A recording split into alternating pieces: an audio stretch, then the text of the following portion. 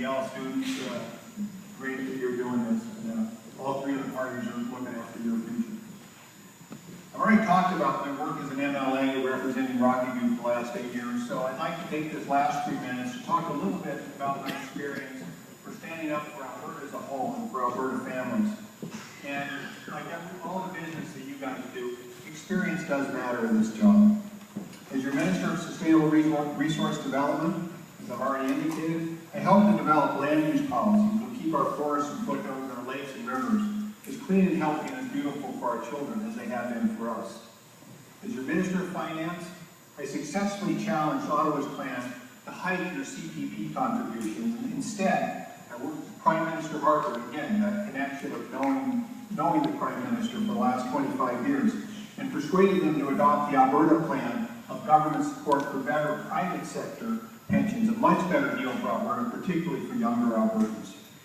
When I was the federal finance minister, when the federal finance minister tried to create a new federal securities regulator that would have replaced the Alberta Securities Commission. The Alberta Securities Commission has been the key to attracting all the capital that comes into this province. This guy was from Toronto. Of course, where did he want to put the new federal one? In Toronto, of course. I led the challenge to this in the Supreme Court, and we won that last December. The Alberta Securities Commission is still in Calgary.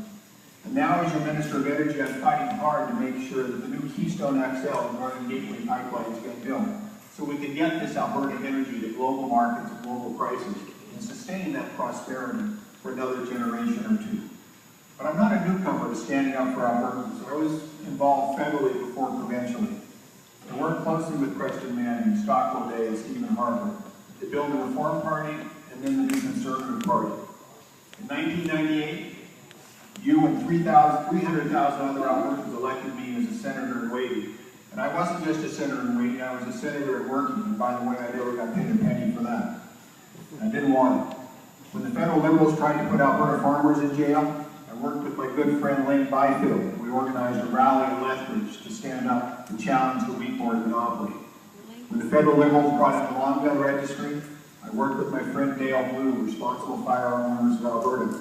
We raised $100,000, we took out a lawyer, and went to the Supreme Court and challenged this colossal waste of money and attack on law-abiding firearms owners.